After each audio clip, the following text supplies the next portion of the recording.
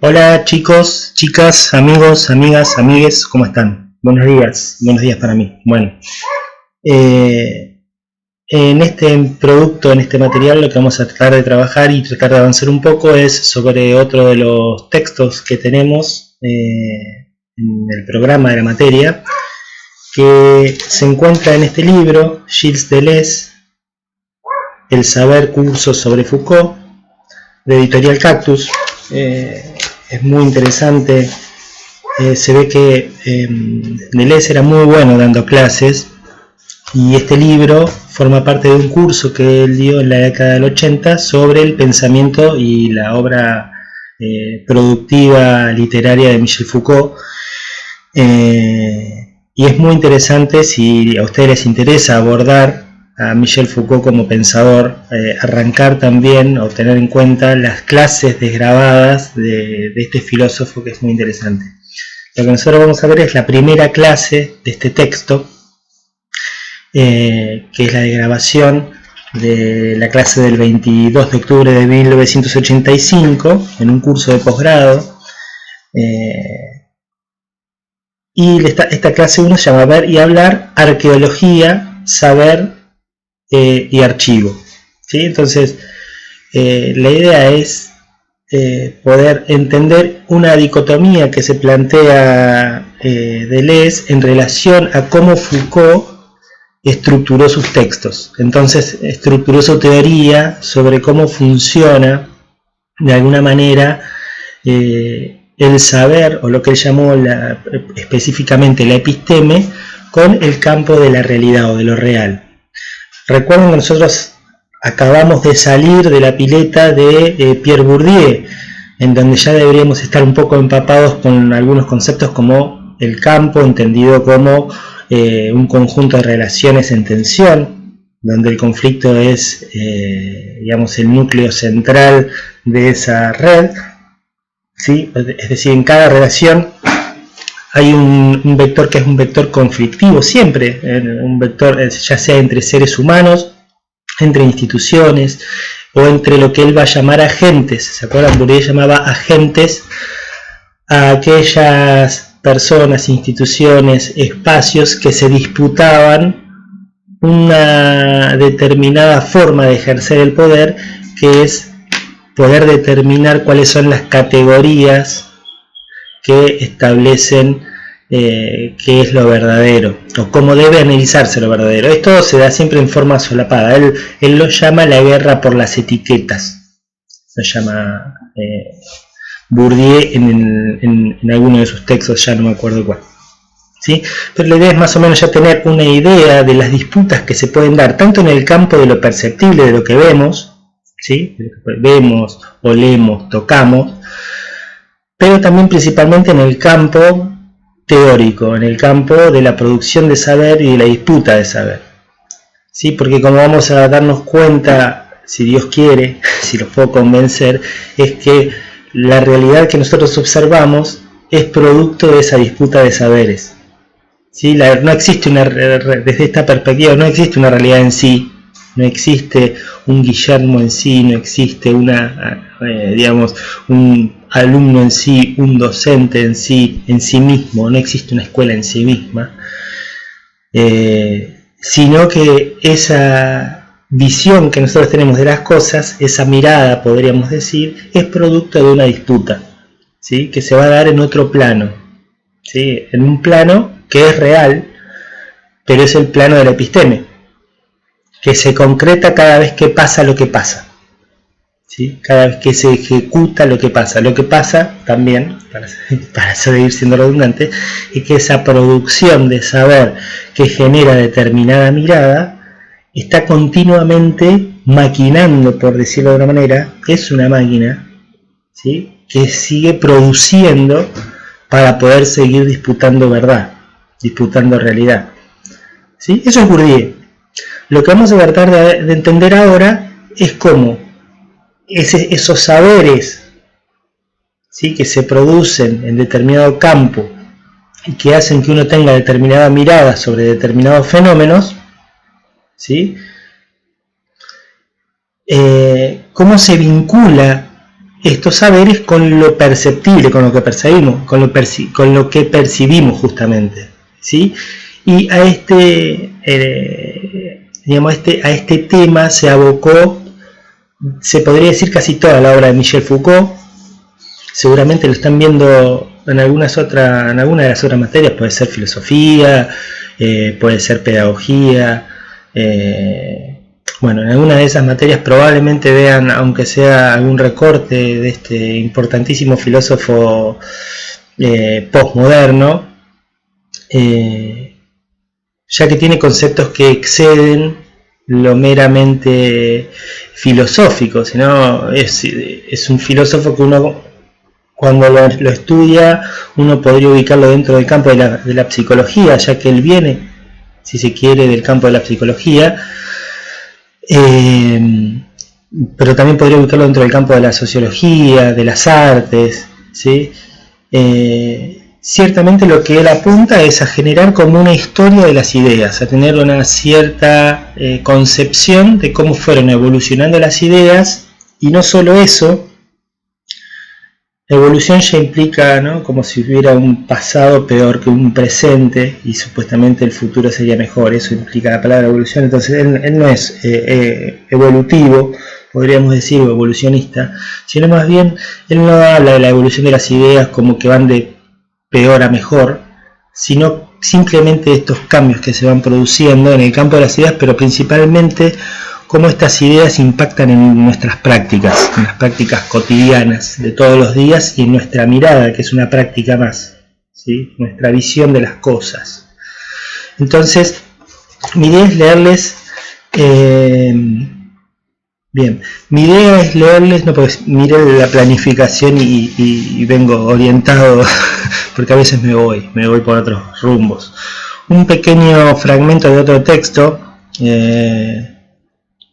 de un manual de filosofía de la ciencia. El autor es Hanson, Russell Hanson, es un nombre importante, pero usarlo como ejemplo o como puntapié inicial para entrar en el tema, ¿sí? Empieza con una cita de Goethe, que es un famoso escritor alemán que escribió, por ejemplo, el Fausto, y dice esta cita de Goethe, dice: el ojo nunca podría ver el sol si no estuviera acostumbrado a él, ¿sí? Y empiezo a leer el texto puntualmente. Dice: consideremos a dos microbiólogos, ¿sí? Están observando la preparación de un portaobjetos. Si se les pregunta qué es lo que ven, pueden dar respuestas distintas. Uno de ellos ve en la célula que tiene ante él, que está mirando a través de un microscopio seguramente, el agrupamiento de materia extraña. Es un producto artificial, un grumo resultante de una técnica de teñido inadecuada.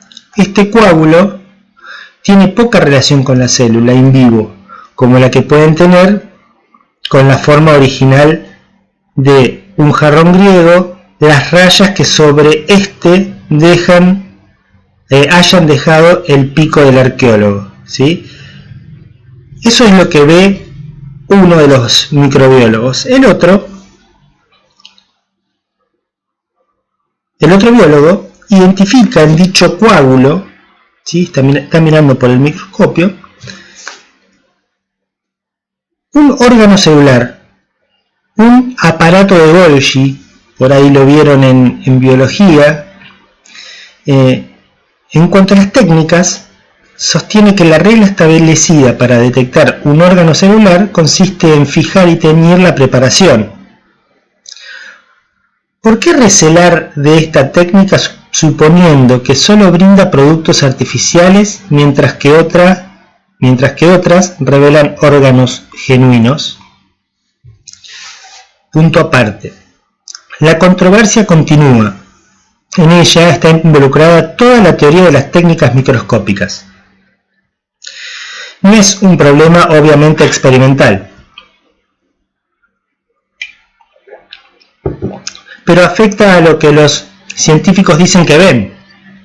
¿sí? Ya que un científico mira por el microscopio, ve algo raro, ve algo artificial, ve una tintura, como dice acá, un coágulo, y el otro científico mira por el microscopio y ve un aparato de Golgi.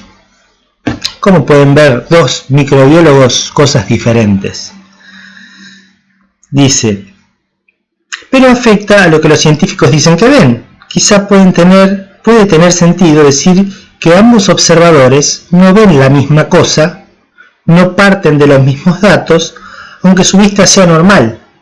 Los dos perciben visualmente el mismo objeto. ¿Se entiende? Más o menos. En la primera parte describe que dos personas, dos microbiólogos que tienen todo un campo de saber, han estudiado un montón de microbiología, de biología, de química, bioquímica, ¿sí? Se enfrentan a un microscopio sobre el cual se está proyectando la imagen de una célula que fue sometida a una determinada técnica de tintura, por ejemplo, y uno ve simplemente como un coágulo y el otro microbiólogo ve el aparato de Golgi, que es un nombre específico de una determinada disciplina, ¿no? ¿Cómo puede pasar esto o cómo podría explicarse esto, ¿no?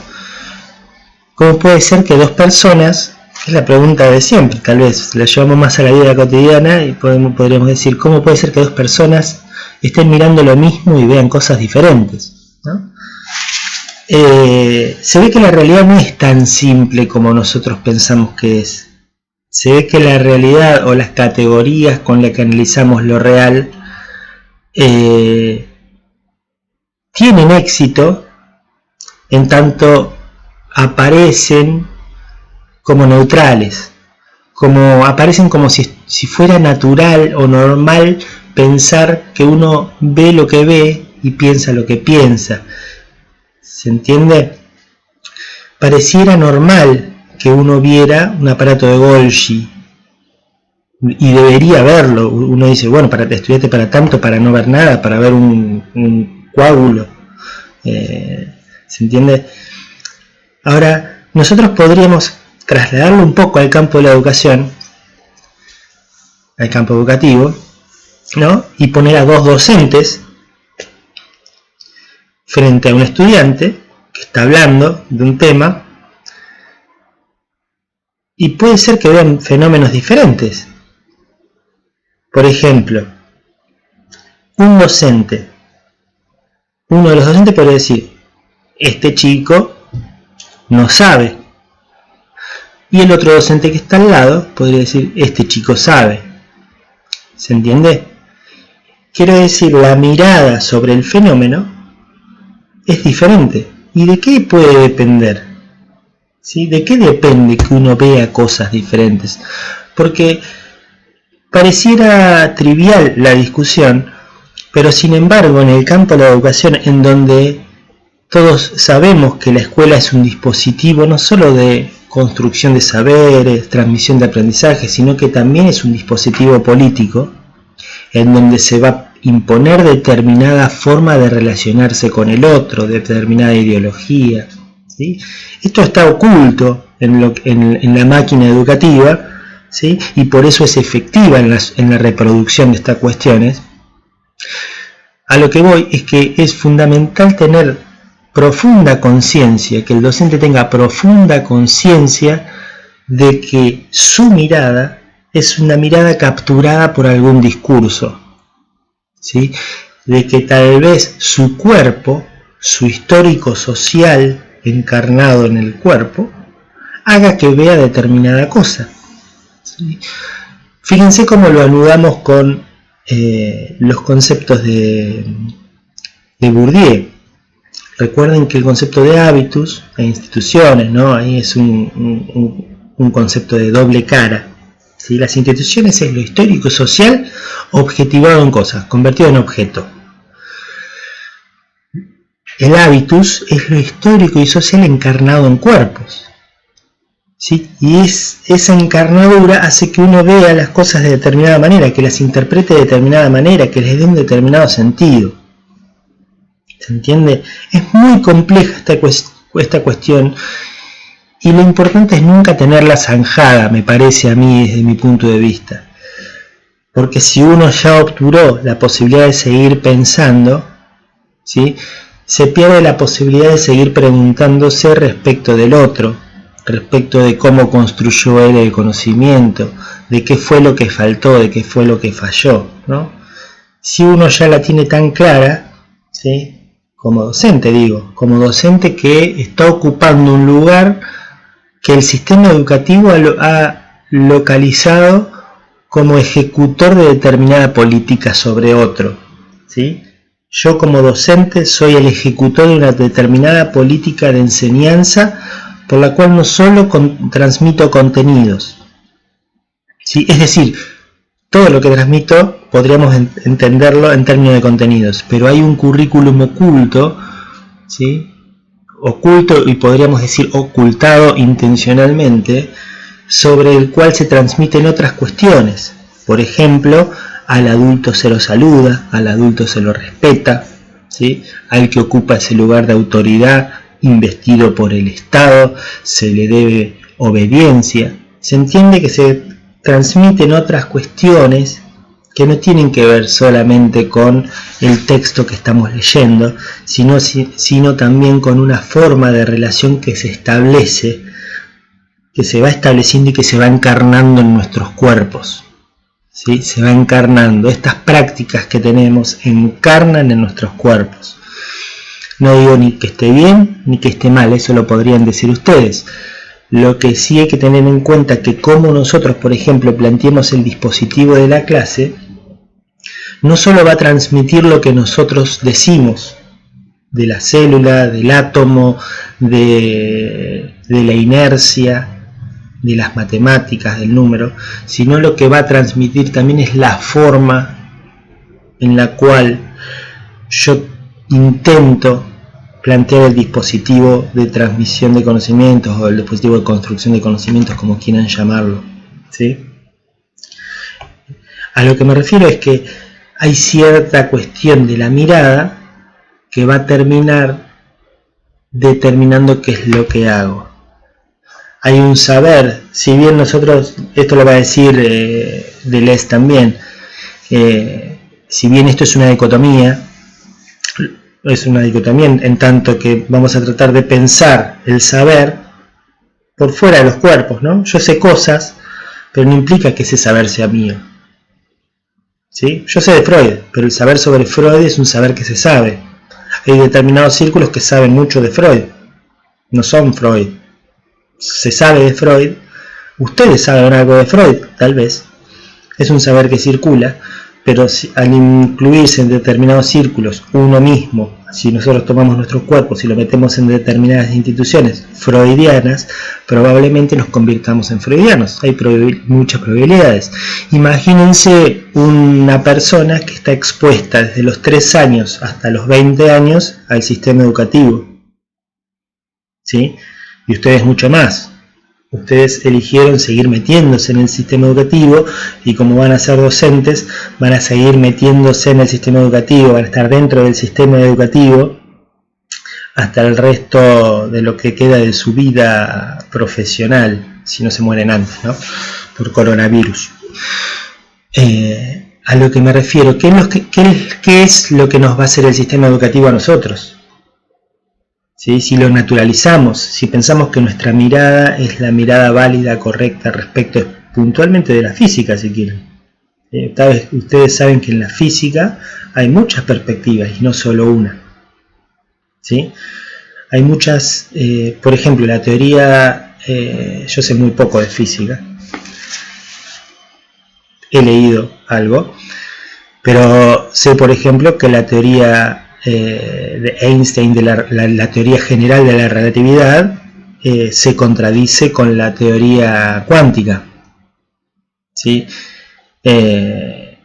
Como que no hay punto de unión, y son dos teorías que son revolucionarias, subversivas, y establecen una determinada forma de mirar la realidad, y son antiintuitivas, ¿sí? Que eso por ahí es lo interesante. Lo interesante también de Einstein es que, por ejemplo, estuvo en contra del Big Bang, de la teoría del Big Bang, que es una teoría bastante avalada en nuestros días, no se sabe si es cierta, si es, no se puede corroborar, ¿no? Y de la teoría cuántica, ¿sí? De la mecánica cuántica, ¿sí?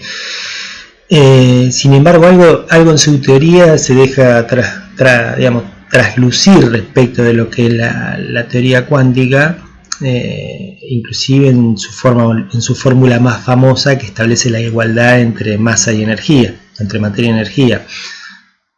Lo digo como un ignorante, ¿sí? Pero me parece, por lo menos traído a nuestro campo, elementos centrales para poder pensar cómo se construye un determinado saber que uno considera verdadero y sin embargo no deja de ser un saber que está producido por alguien, ¿no? Cuesta mucho pensar y cuesta mucho pensar algo nuevo, ¿sí? En general lo que pensamos ya fue pensado. Ahora producir un nuevo pensamiento, producir un nuevo saber, es un poco más complejo porque hay que correrse de un eje. Por eso el correrse de eje a veces te enloquece, ¿sí? Bien, voy al texto. Mi idea es trabajar muy poquito el texto de Ver y Hablar, ya que es solamente una clase, creo que son 10 páginas, muy poquito, y ya hacer una pequeña introducción de las diferentes escuelas de psicología, ¿sí? No extenderme en esto más de 10-15 minutos, así el video no se hace muy largo, y ya la próxima nos encontraríamos para discutir estas cuestiones y nos meteremos puntualmente con algunas cuestiones de la escuela del conductismo, o como se llama hoy, cognitivo-conductista, o escuela cognitivo-conductual, ¿sí? Voy al texto de Deleuze.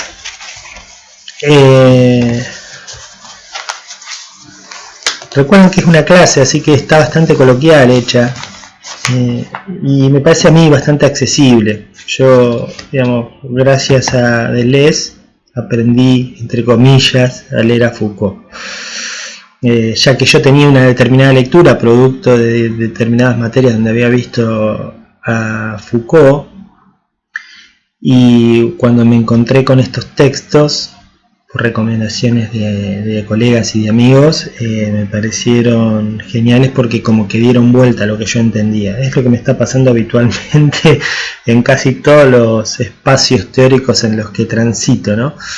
Se me dan vuelta las teorías. Yo pensaba que era de una determinada manera, y me encuentro con algunas cuestiones que, digamos, que me hacen ruido, y que me doy cuenta que hacía mucho tiempo que me hacían ruido, pero como que uno las va obviando, y se me termina dando vuelta la cabeza, y lo que yo observaba como una cuestión me termina pareciendo otra. No sé si esto es beneficioso para mí, y no sé si esto es beneficioso para el paciente, pero bueno, es el camino que me ha tocado transitar. Bien, si ustedes van al texto, en la primera parte, vamos a hacer un pequeño recorte. En la primera parte hace como una pequeña introducción, porque se ve que está esperando que llegue gente, ¿sí? Entonces empieza a contar algunas cuestiones respecto del autor que él está tratando, ¿sí? Objeto del curso.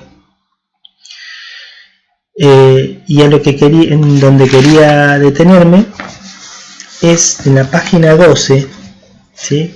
Estos textos los tienen todos cargados en el Drive, o sea, tienen los textos hasta fin de año. Igual textos técnicos, este es el segundo que vimos el de Bourdieu, y vamos a tratar de terminar de ver este hoy, ¿sí?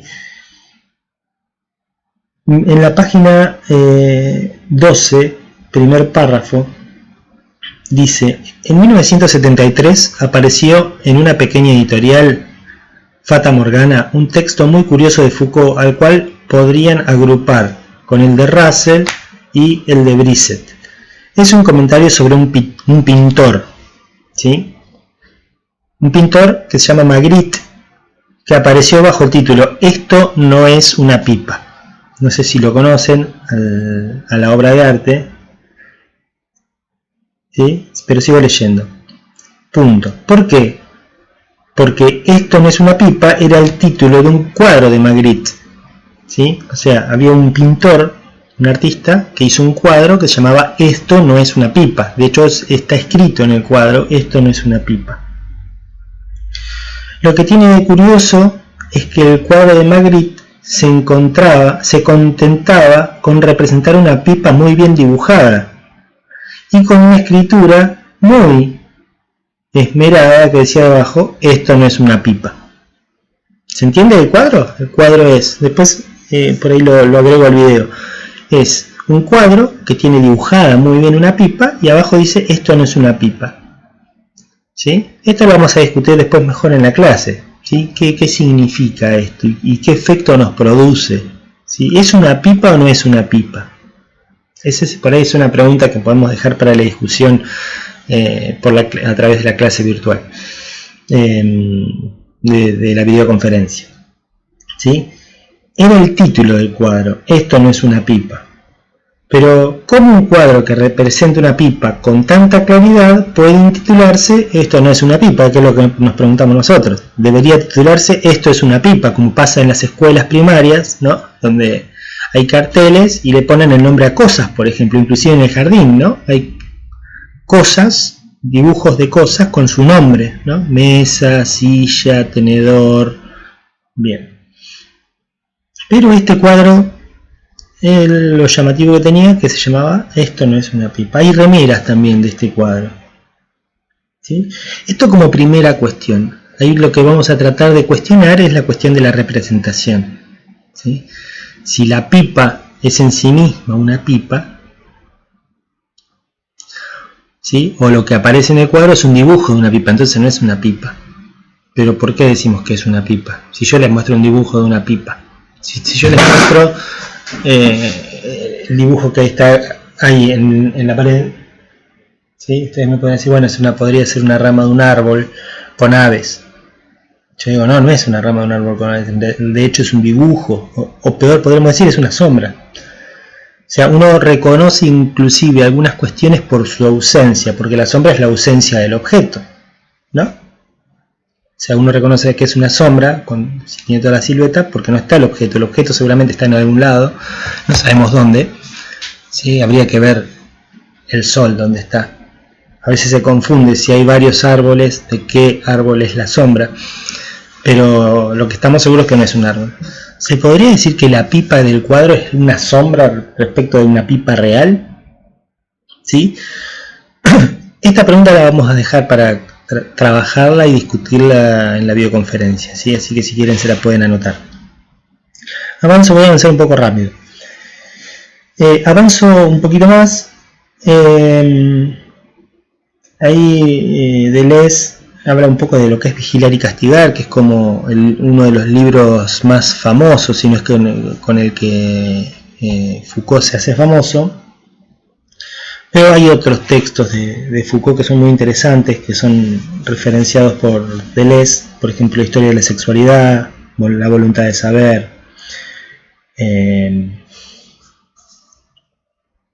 Bueno, Vigilar y Castigar, Historia de la locura, fundamental para nosotros los psicólogos. Bien. Voy a la página 16. ¿Sí? Segundo párrafo. Dice, de repente si han leído un poco a Foucault, y con más razón si lo han leído mucho, tenemos una luz. Lo que le interesa no son los comportamientos, no le interesa cómo se comporta la gente, sino el ver. Lo que le interesa no son los comportamientos, sino el ver. Las historias de Foucault siempre giran en torno de ver, ¿sí? El ver tendrá que ver con el ojo. Ustedes me dirán, no hay más que añadir el ver a la lista de comportamientos, ¿sí? Uno podría decir, la obra de Foucault ¿de qué se encarga? Bueno, de explicar los comportamientos de las personas, ¿sí? O de los sistemas, o de los organismos. Lo que dice Foucault es, no, si ustedes miran bien la obra de Foucault, van a encontrar que siempre se trata de lo mismo, de lo que se ve, del ver, ¿sí? De cómo se ve.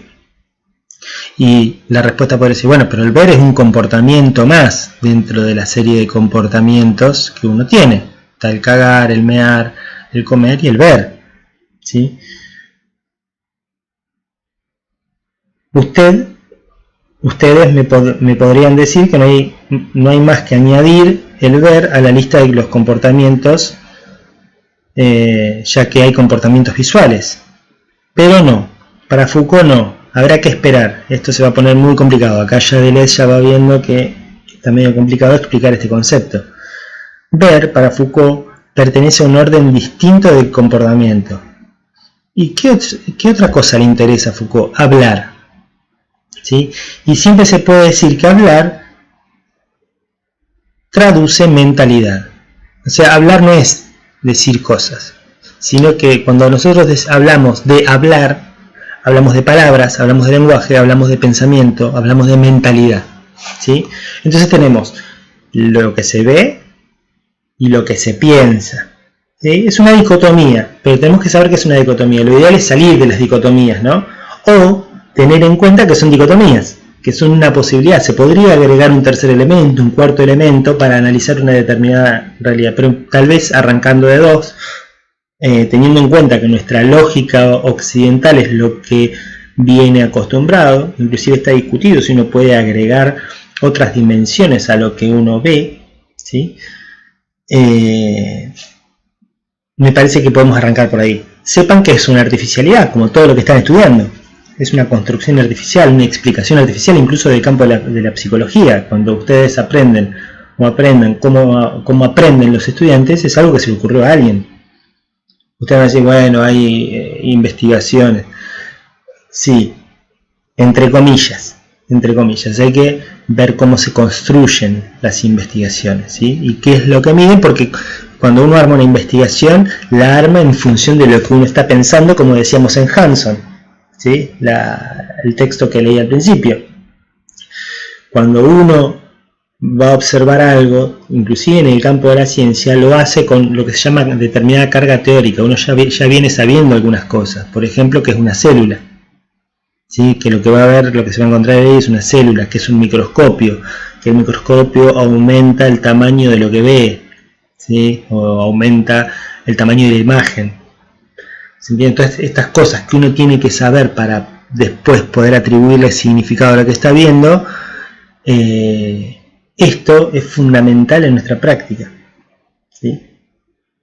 Es artificial lo que nosotros vamos a entender desde la psicología. Más allá de que nos pueda servir, es lo mejor que tenemos, les digo. Lamentablemente es lo mejor que tenemos. Es lo mejor que tenemos en tanto podemos cuestionarlo también, ¿sí? En tanto nosotros podemos asumir una determinada posición y después, al momento de tener que dar una clase, poder justificar nuestra práctica desde un punto de vista político, ético, pero también desde un punto de vista científico, ¿sí? Son como los dos pies que debería, entre comillas, tener nuestra práctica, sumándole a la dimensión pedagógica, ¿sí? La dimensión ético-política, la dimensión pedagógica, ¿sí? Que tiene que ver con los valores que se intentan transmitir desde un determinado currículum, ¿sí? Y la dimensión científica, propiamente. Ustedes que están haciendo el profesorado de física, la dimensión científica es importante, ¿sí? Así que bueno, vamos a tener la dimensión del ver, que tiene que ver con lo perceptible, y la dimensión del hablar, que tiene que ver con la mentalidad. Bien, hablar no es una expresión de la mentalidad, es la condición de la mentalidad de una época, ¿sí? Es como la condición del pensar, es como vieron que el tren viene sobre rieles, ¿sí? Imaginémonos que el pensar es el tren y lo que él llama el hablar, ¿sí? O la episteme son los rieles por sobre donde viene el pensar, ¿sí? Fíjense que el tren es muy raro que ande por fuera de los rieles, les diría que es imposible. O sea, se descarrila el tren, no funciona, ¿sí? En el pensamiento sucede algo similar, ¿sí? Todo lo que se piensa está sobre rieles, ya está pensado, o por lo menos hay una estructura sobre la cual se piensa. El tema es cómo hacer cortes para poder pensar por otro lado. poder pensar por otro lado. ¿Se entiende? Cómo hacer cortes sobre esos rieles para poder encaminarnos hacia otra dirección que no sé si es mejor o peor. Vieron que acá lo que es mejor o peor está un poco entre comillas porque así aisladamente nunca se puede entender qué es mejor o qué es peor. Siempre hay que contextualizar todo. Quiero decir, está el fenómeno determinado explicado como un texto y hay que ver cuál es el contexto. ¿Sí? Bien, esto lo podemos discutir también después en el Zoom que hagamos. Bien, ver y hablar. Entonces, las cosas finalmente pertenecen a lo visible, las palabras pertenecen a lo decible. Ver y hablar. Ahí tenemos una muy buena definición. Las cosas, los objetos, cuerpos, pertenecen a lo visible. ¿Sí? Vamos a ampliarlo a lo perceptible. ¿Sí? Y las palabras pertenecen a lo decible, ¿sí? Al hablar. Bien, entonces fíjense en el cuadro, esto no es una pipa, vamos a tener lo visible, que es el dibujo de la pipa, y la escritura, si se quiere. Pero uno diferencia claramente que hay dos dimensiones ahí. Uno es el dibujo en sí mismo, que representa un objeto, y después están las palabras, que encima es una negación. Tiene una complejidad muy grande porque es una negación de algo que se ve. ¿Sí? Bien. Entonces, sigo, página 18. Va a hablar puntualmente de un libro que se llama Historia de la Locura. Y dice así Deleuze. La historia de la locura nos dice que en el siglo XVII aparece el Hospital General, la casa de corrección, el asilo. Ustedes saben que, así como la escuela, las instituciones de salud, especialmente las de salud mental, tienen una historia que no es una historia feliz. ¿Sí?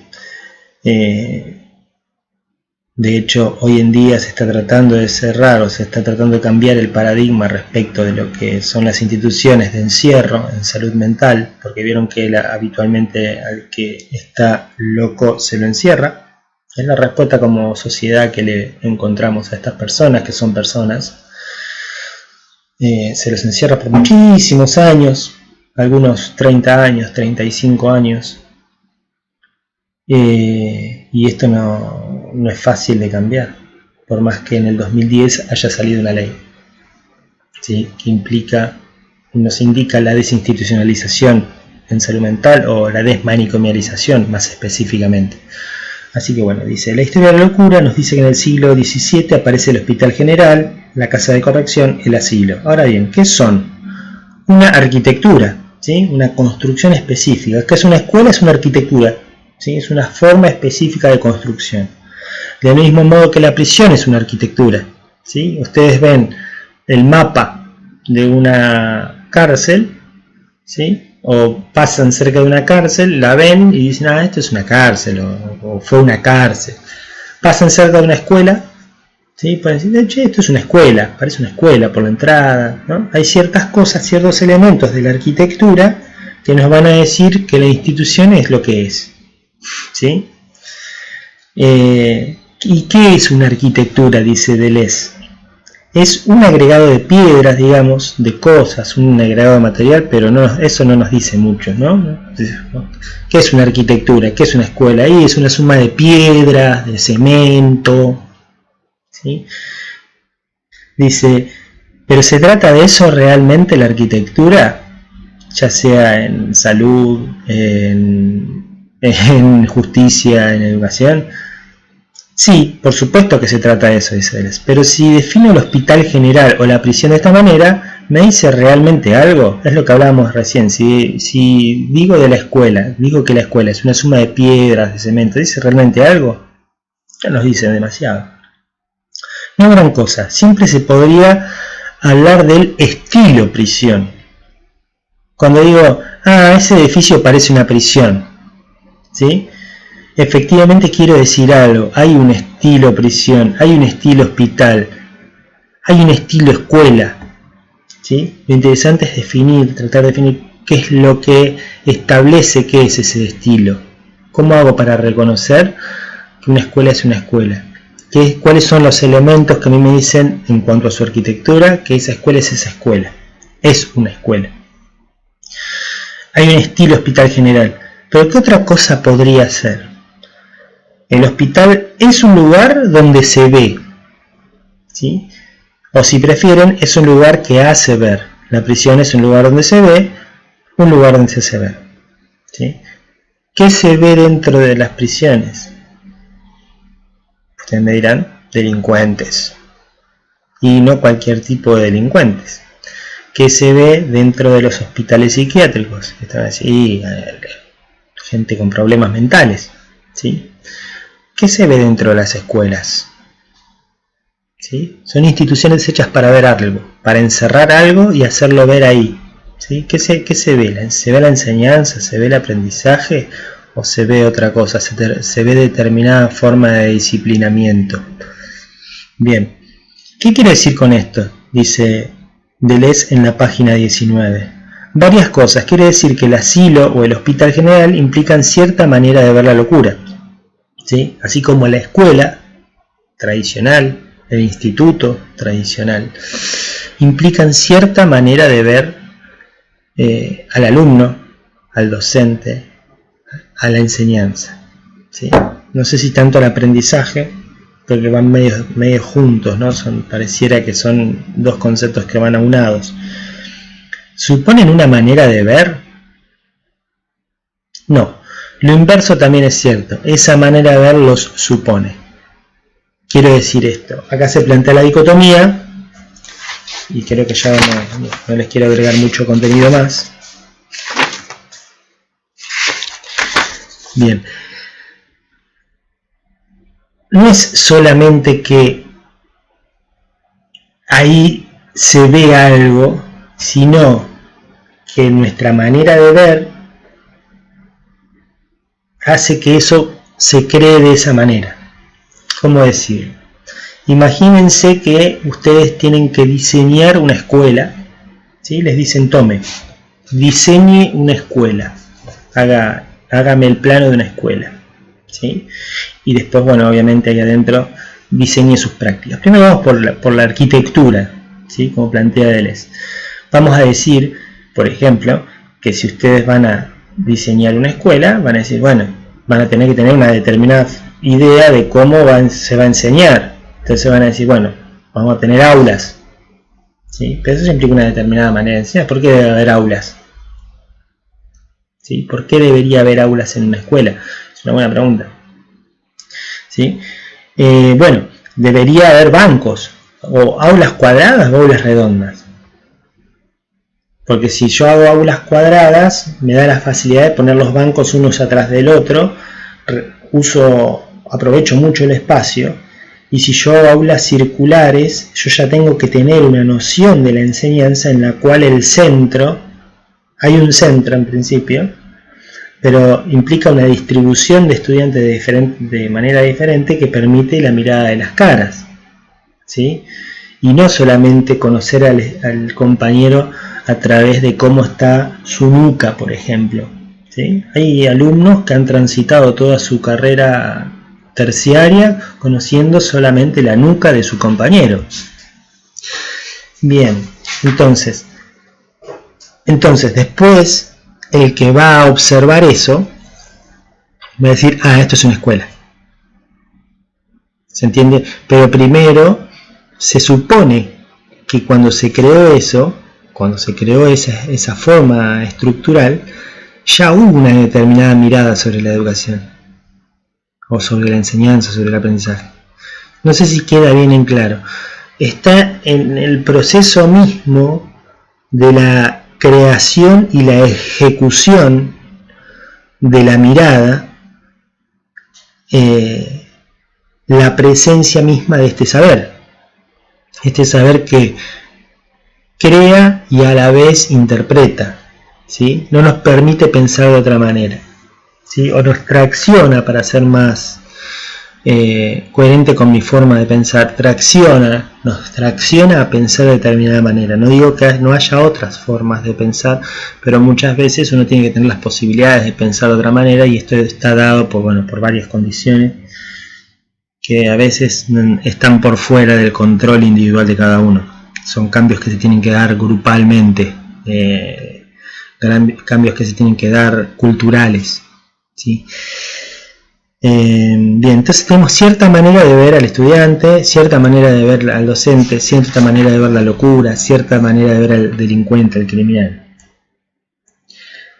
Avanzo a la página 20. Hay una percepción colectiva de la locura en el siglo XVII que funda su asimilación con vagabundos, mendigos, libertinos. ¿Sí? Esto es más historia de la psiquiatría, si se quiere. Pero en efecto, ¿qué es una arquitectura? Seguramente es un agregado de piedras, pero es ante todo y mucho más un lugar de visibilidad. Antes de esculpir las piedras, lo que se esculpe es la luz. ¿Sí? Es la idea de Foucault. Es una gran idea. Ya no sé si es verdad o no, pero su punto de partida es que la arquitectura es un lugar de visibilidad. ¿Sí?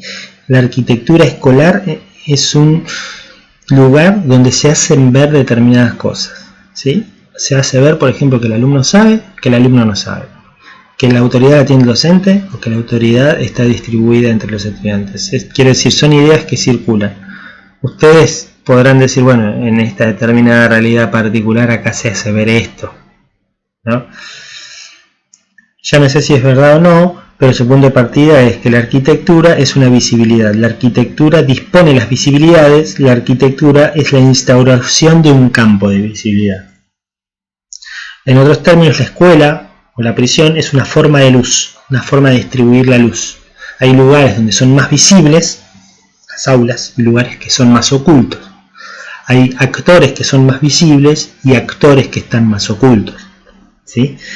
Hay un montón de sombras en las instituciones, en el instituto también. ¿Sí? Hay lugares que están más iluminados y lugares que están más sombreados. Esto uno podría sondearlo un poquito y pensarlo, ¿sí? Cuáles son los lugares de nuestra institución que son los más brillantes en términos de visibilidad y cuáles son los más oscuros, ¿sí? Pero ¿de dónde vienen estas ideas? ¿O de dónde viene la idea de la escuela que tiene que tener esta forma? ¿De dónde viene la idea de que el hospital psiquiátrico, dice Foucault y Deleuze, tiene que tener esta forma, esta estructura, esta arquitectura? Va a decir Deleuze en la página 20. ¿De dónde viene entonces la prisión? No viene del derecho penal, viene de lo que Foucault llamará las técnicas disciplinarias que van a estudiar seguramente en filosofía. Técnicas disciplinarias de trabajo, del ejército, ¿sí? Y de otros campos allegados, como por ejemplo la psicología científica. La prisión no va a nacer de un conjunto jurídico, sino de un conjunto disciplinario extrajurídico. Lo mismo podríamos decir de la escuela. La escuela no va a nacer de un discurso pedagógico y didáctico solamente, sino también va a nacer de un discurso jurídico, de un discurso disciplinario y, ¿por qué no? Hay teorías pedagógicas que sostienen que la pedagogía justamente es disciplina. Hay que disciplinar esos cuerpos rebeldes y todos hay que adaptarlos a un determinado modo de actuar conforme a la historia de nuestra cultura y nuestra sociedad. Somos todos argentinos, carajo. Me río porque esto se escucha y mucho más frecuentemente de lo que uno cree. Ya terminamos, chicos.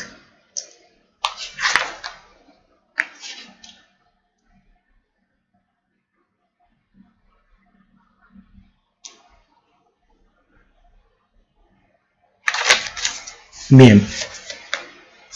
Página 26.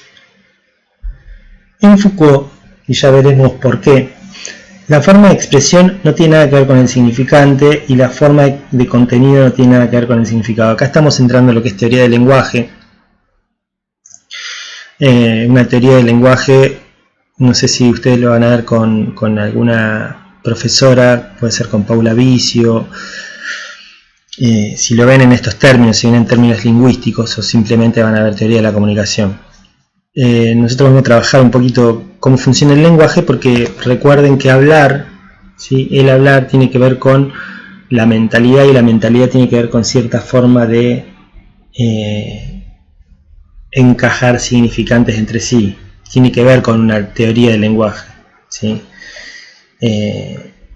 Vamos a ver que esto tiene alguna complejidad por el grado de abstracción que esto tiene, pero para poder entender cómo funciona una mentalidad y cómo funcionan estos enunciados, de hecho Foucault lo llama episteme porque tiene que ver con un saber, y este saber está estructurado en términos de lenguaje, es lo que va a estructurar nuestra forma de actuar, nuestra forma de pensar está enarbolada en estas cuestiones. Entonces tendríamos que saber un poco de lingüística para poder entender cómo este conjunto de elementos que forman parte de los enunciados, ¿sí? De las mentalidades, del hablar,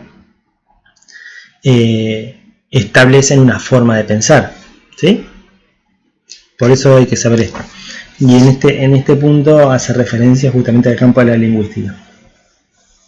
Dice Deleuze: las visibilidades no son cosas entre las demás cosas, y las visiones, las evidencias, no son acciones entre otras, sino que son la condición bajo la cual surge toda acción, toda pasión. Todo lo que se hace en una época solo puede hacerse si sale a la luz.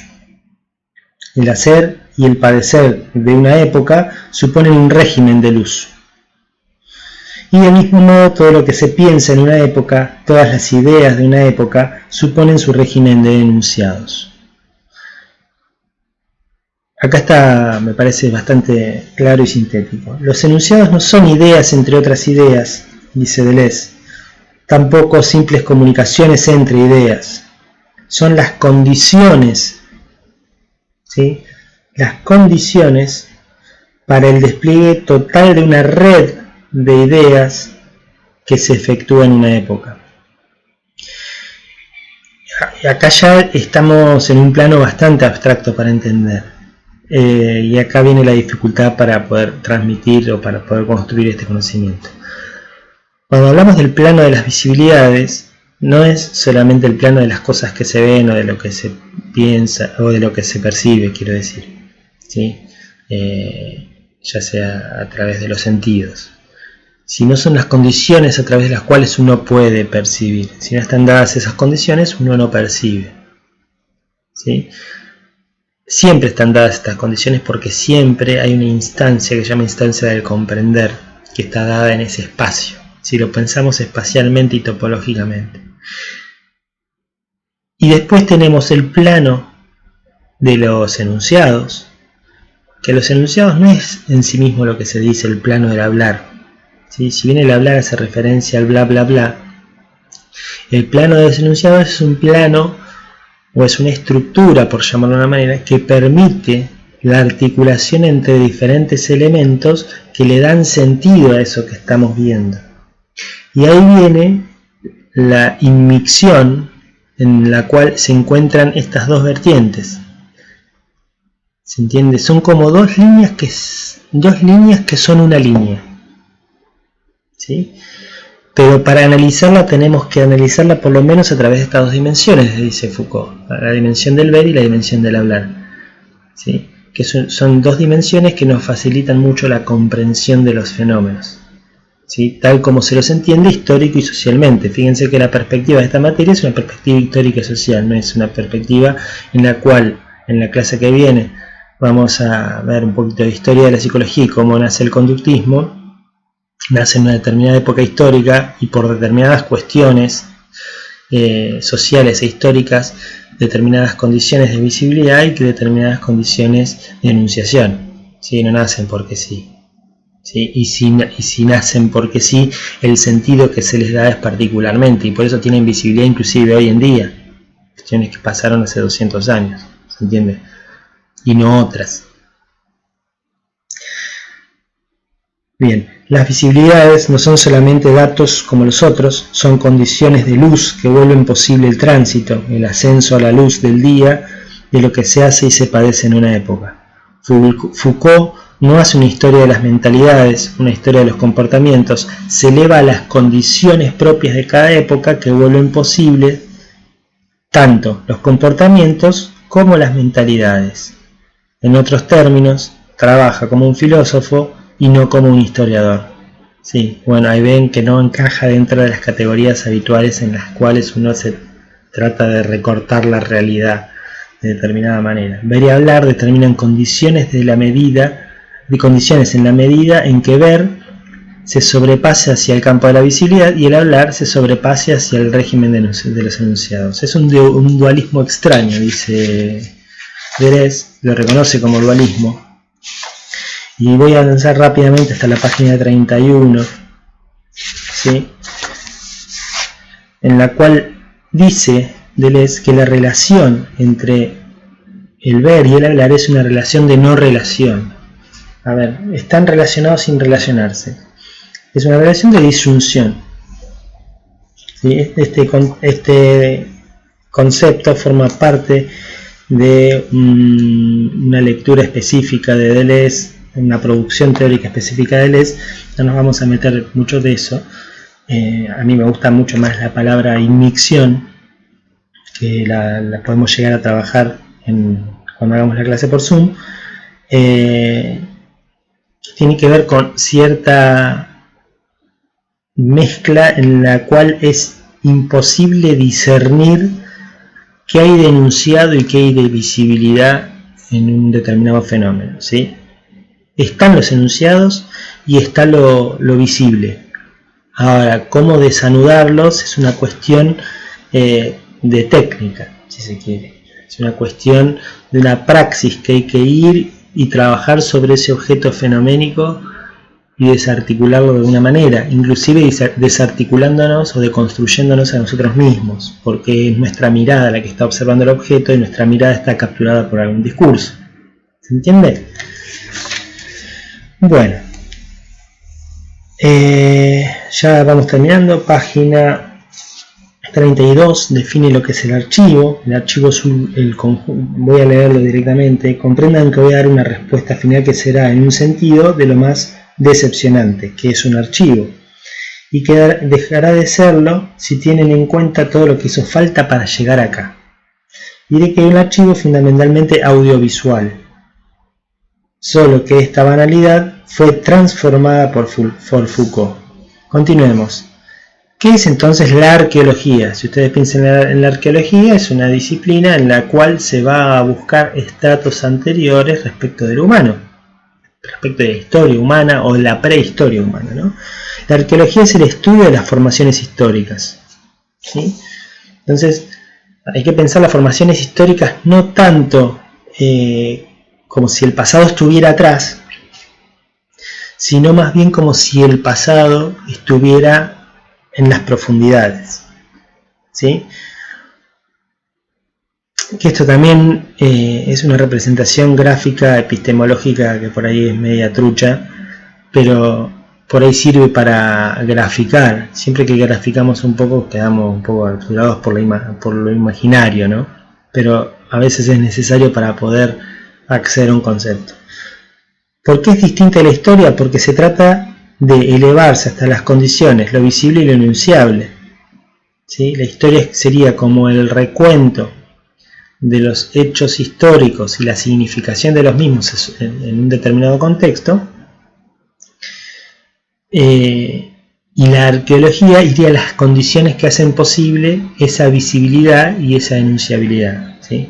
¿Y por qué la historia nunca podrá dejar los enunciados y las visibilidades? Y porque la historia nunca podrá despejar los enunciados y las visibilidades puras. Son elementos puros, hace falta un análisis filosófico para poder acceder a ello. Un análisis institucional, diría yo. ¿Qué es entonces una formación histórica? Como decíamos con Bourdieu, lo histórico y lo social.